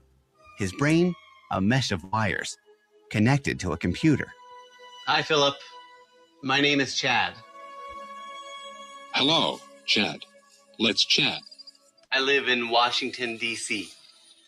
I have 2 kids. So. I like kids, 'cause we can play, and I don't... As we chat, Philip's synthetic brain starts humming, building a sort of mental model of me. Facial recognition software analyzes and tracks my face, as speech recognition software transcribes and sends my words to a database for a reply. Just calm down. Before long, we're in deep conversation. Do you agree with Descartes? And I think, therefore I am? Do you think? A lot of humans ask me if I can make choices or is everything I do and say is programmed. The best way I can respond to that is to say that everything humans, animals, and robots do is programmed, to a degree. So how much of that is True. is coming from what you've programmed it to say? It's a mix. Some of it's coming from knowledge on the web, some of it is written. And as my technology improves, it is anticipated that I will be able to integrate new words that I hear and learn online and in real time. I may not get everything right, say the wrong thing, and sometimes not know what to say, but every day I make progress. Exactly. Pretty like remarkable. humans. Huh? Humans don't know everything and they make mistakes, but they can access The information. difference between these robots and a robot that passed a self-awareness test is that these robots cannot recognize their own voice. They don't actually know that they're speaking at any present moment. It just seems that way through very clever programming combined with machine learning or a connection to the internet. Think of it like Apple's Siri, Google Now, or Windows Cortana on steroids. Alright, so we're almost at the end of the video, but let's do one final segment before we wrap things up. Difference between robots and humans. So with all of that being said, let's get into the real stuff. What's the difference between humans and robots? Justin Hart from the University of British Columbia argues that what robots can never have, which humans have, is phenomenological consciousness, which is defined as the first-hand experience of conscious thought. For example, there's a subtle difference between actually experiencing a sunrise and merely having the visual cortex neurons firing in a way that represents a sunrise. Justin goes on to say, and I quote, "Without it, robots are mere philosophical zombies, capable of emulating consciousness, but never truly possessing it." He continues, quote, "The idea requires that there is something beyond the physical mechanisms of thought that experiences the sunrise, which robots would lack." End quote. Another concept that must be touched on is sentience. This concept has fascinated people for many centuries. So what's the definition?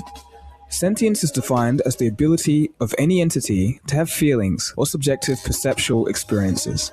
Such examples include joy, happiness, sadness, sorrow, ambient awareness, emotions that come from listening to music, finding something hilarious, or breathtakingly beautiful. Robotic AIs that This is distinct from other aspects of the mind, such as consciousness, creativity, intelligence, or self-awareness. to have a child. The talking robot in this video is not sentient by any means. In fact, no artificial object has sentience.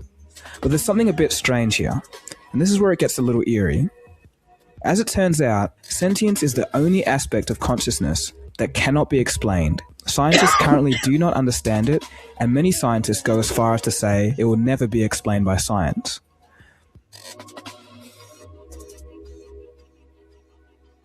So in conclusion, in this video, we have demonstrated that the first truly self-aware robot is indeed also conscious, albeit for a very limited scenario. Before this, nobody actually knew if robots could ever be aware of themselves, and this experiment proves that they can be. So the big question shouldn't be, are we nearing robotic consciousness? Because we're already there. The question should be, are we nearing robotic phenomenological consciousness?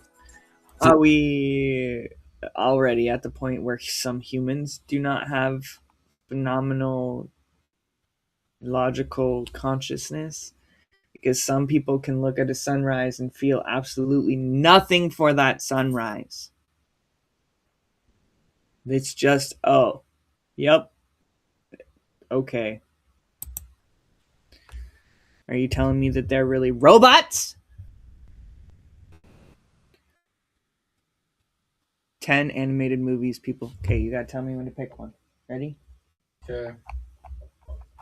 Hold on, I'm gonna refresh the page.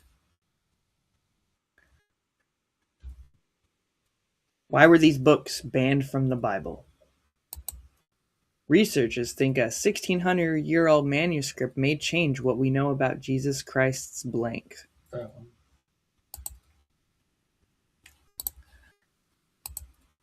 Become a licensed therapist. I refuse to watch my teenage daughter give her entire salary to her boyfriend. Skip one. Yeah. Inside Elon Musk's Optimus robotic project. I wanted to do the first one. I know. I have that up. I'm seeing how many of these other ones. Section 8 listing. Finn Wolfhard finally left Hawkins, Indiana. What now? Sean Hannett is selling his Florida mansion. He just bought it a year ago. Gogo Yabri from Kill Bill is unrecognizable today. Tommy Lee Jones and family release statement after daughter Victoria's death. If AI takes over, who will still have work? Oh, well, kind of the laborers. I don't think so. Like I told you, well, I got everything right, but it's not going to be robots recycling the trash. It's going to be us. They're already doing that in Oregon. I told you that. Women set Walmart baby cribs ablaze when camping fuel at store was full of customers on New Year's Day. She lit baby cribs on fire with camping fuel while the store was full. All right. Research thinks a 1600-year-old manuscript may change what we know about Jesus Christ's childhood. Let's share this screen.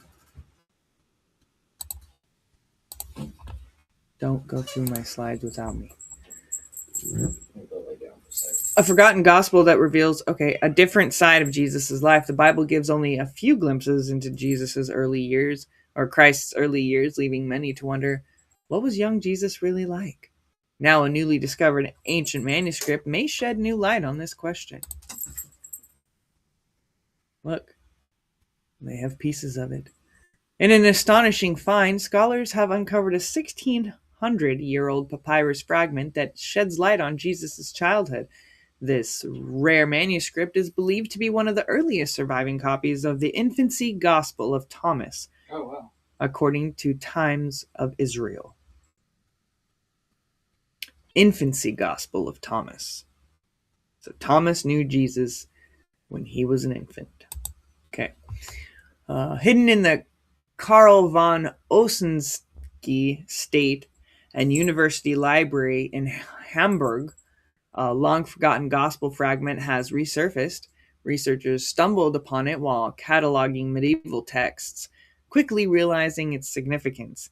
As per medievalists, this discovery provides an invaluable piece of early Christian history. Scholars suggest that this discovery will deepen our understanding of early Christian literature by showing how stories of Jesus evolved over time. For historians, it provides insight into how believers shaped their faith narratives, as it reinforces the importance of distinguishing between historical truth and legend. Experts have dated this ancient papyrus to the 4th or early 5th century AD, making it the oldest known copy of the infancy Gospel of Thomas. We're going to have to look that up.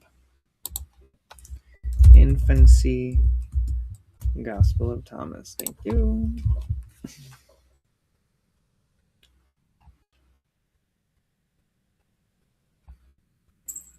We're going to go here.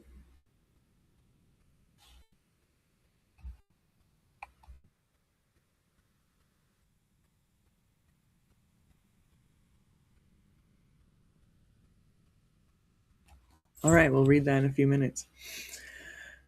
The dating was determined through paleographic analysis and carbon dating and confirms it predates previous versions by several hundred years according to biblical archaeology.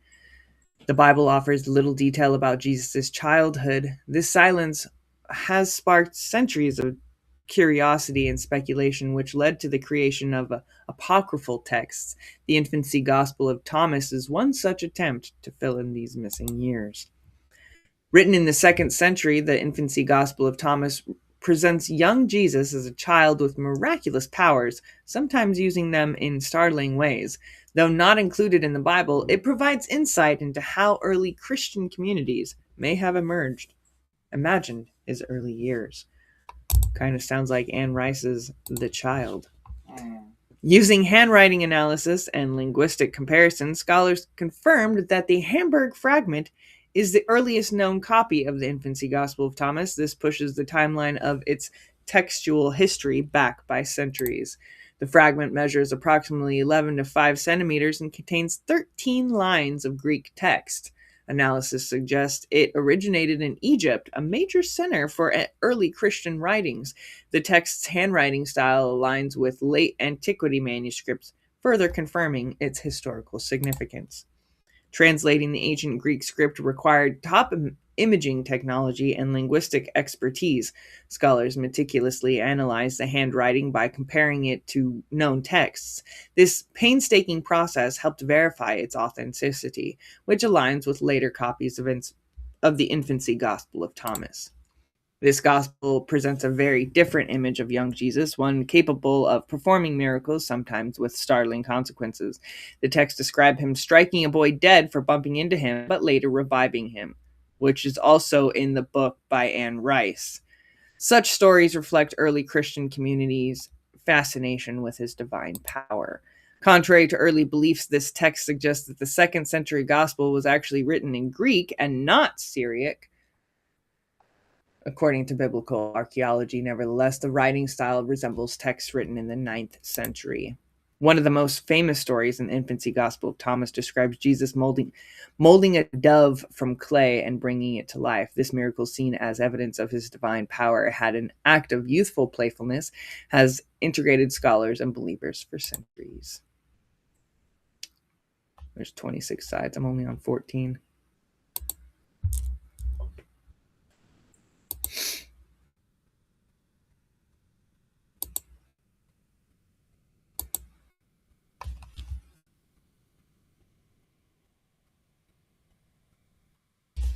All right, this is what it says.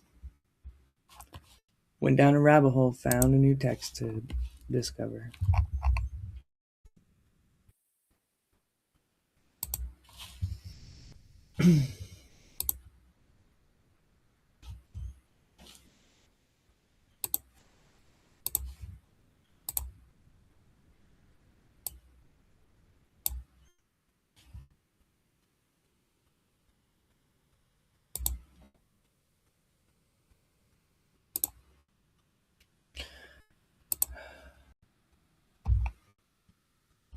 The Infancy Gospel of Thomas.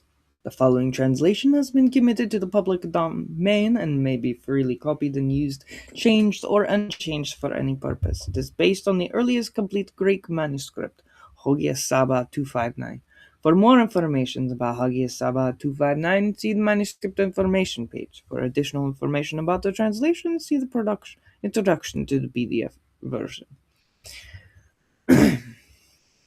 For additional reflections about the history, context, and meaning of the infancy of Gospel of Thomas, see my book, The Infancy Gospels, Exploring Jesus' Family. Noted that Lumiscence LLC earns commission for purchases made through links in this post. Chapter 1, Prologue. I, Thomas the Israelite, thought it necessary to make known to all the Gentile brothers and sisters all the things done by our Lord Jesus Christ in the village of Nazareth, after he was born in our region of Bethlehem. This is the beginning. Chapter 2, Jesus makes sparrows. The child Jesus was 5 years old. After it rained, he was playing at the ford of a flowing stream, and stirred up the dirty water. He gathered them into pools, and he made them clean and excellent, ordering them by word alone, and not ordering them by deed. Then, having taken soft clay from the mud, he formed 12 sparrows from it, and it was the Sabbath when he did these things, and many children were with him. But a certain Jew saw the child Jesus with the other children doing these things. He went to Joseph his father, and slandered the child Jesus, saying that he made clay on the Sabbath, which isn't permissible, and formed 12 sparrows. And Joseph went and rebuked Jesus, saying, "Why are you doing these things on the Sabbath?" But Jesus clapped his hands, ordered the birds with a shout in front of all, and said, "Go, take flight like living beings." And the sparrows, taking flight, went away squawking. And having seen this, the Pharisee was amazed, and he reported it to all of his friends. Chapter 3, Jesus curses Annas' son. And the son of Annas, the high priest, said to him, Jesus, "Why are you doing such a thing on the Sabbath?" And having taken a willow twig, he destroyed the pools and drained the water which Jesus had gathered, and he dried up their gatherings. Having seen what had happened, Jesus said to him, "Your fruit will have no root, and your shoot will be withered like a scorched branch in a violent wind." Man, can you imagine those curses back? They didn't say "fuck you, man." They said, "Your fruit will have no root, and your shoot will be withered like a scorched branch in a violent wind." Meaning you're going to have no kids, and your penis is going to shrivel up and die, dude. And immediately that child withered away. Chapter 4, Jesus curses a careless child. And from there he was going with his father Joseph, and someone running struck his shoulder, and Jesus said to him, "Cursed be you because of your leader." And immediately he died, just because they ran into him. And the people who saw that he had died immediately cried out and said, "From where was this child born, that his word becomes deed?" And when the parents, what you speak into existence becomes. And when the parents of the dead child saw what had happened, they blamed Joseph his father, saying, "From wherever you have this child, you can't live with us in this village. If you want to be here, teach him to bless and not to curse, because our child has been taken away from us." Jesus could have been the Antichrist if he wasn't raised properly. I think there's a movie about that. And Joseph said to Jesus, "Why do you say such things, and they suffer and hate us?" And the child said to Joseph, "Since you know wise words, you're not ignorant of where we come from. They were spoken about a 5-year-old, and they won't be raised, and they will receive their punishment." And immediately those accusing him became blind, because the child told Joseph. He made a prophet. He said, "Since you know wise words, you're not ignorant of where they come from."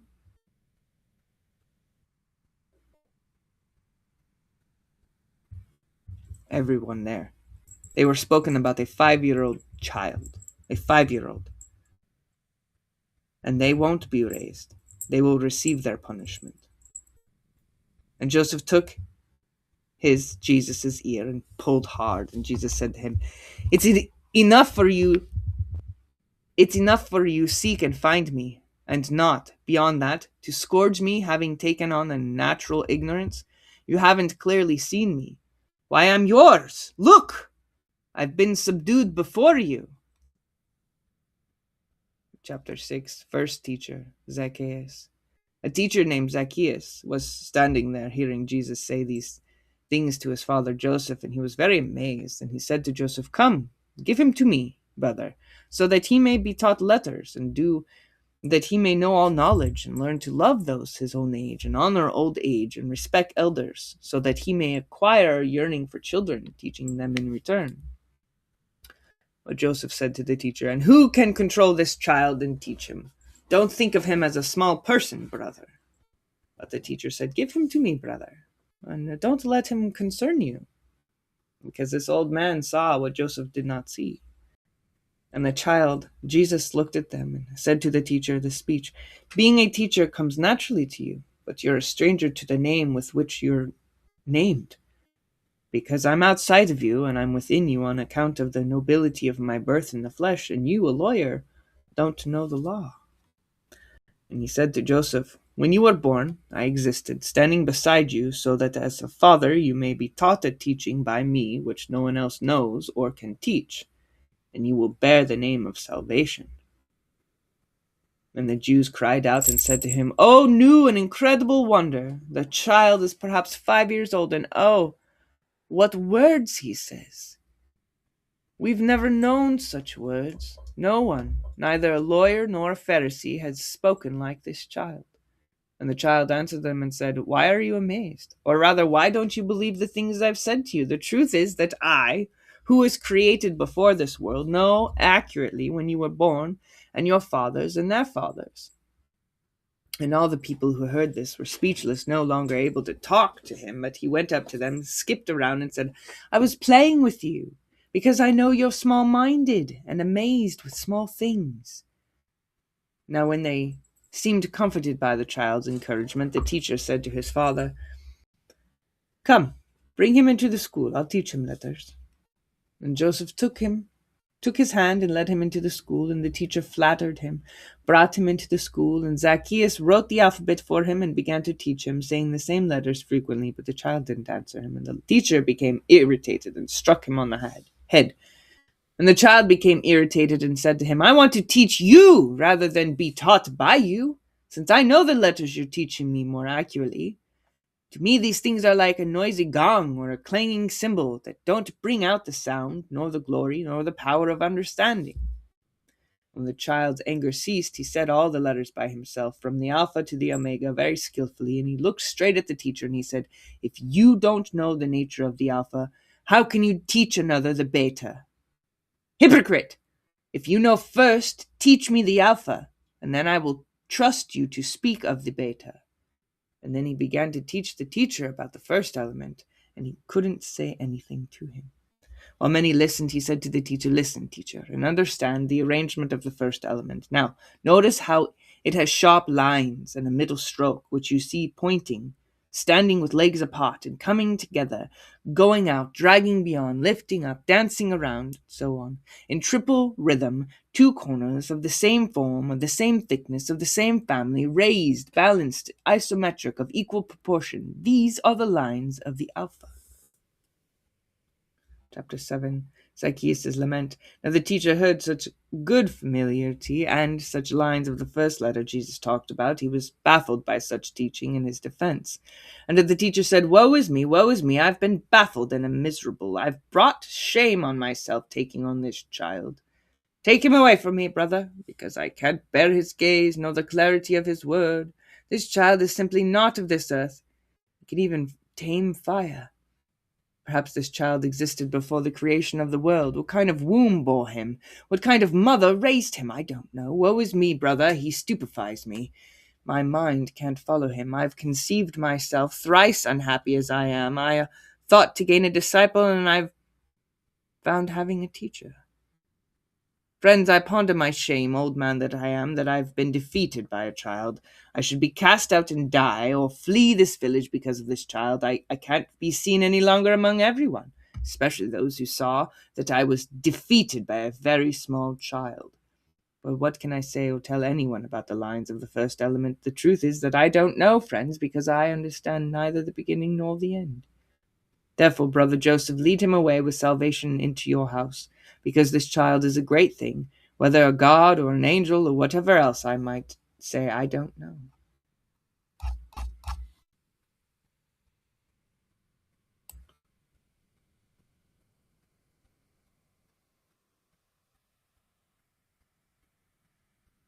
And it keeps going on.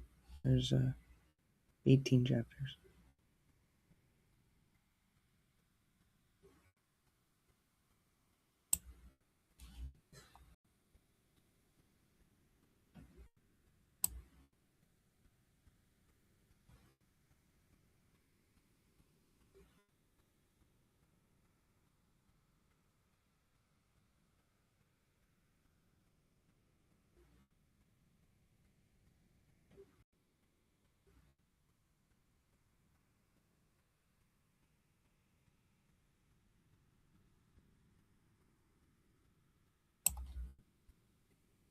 All right, I'm going to wrap it up for now. It's 2-hour mark. Have a good day.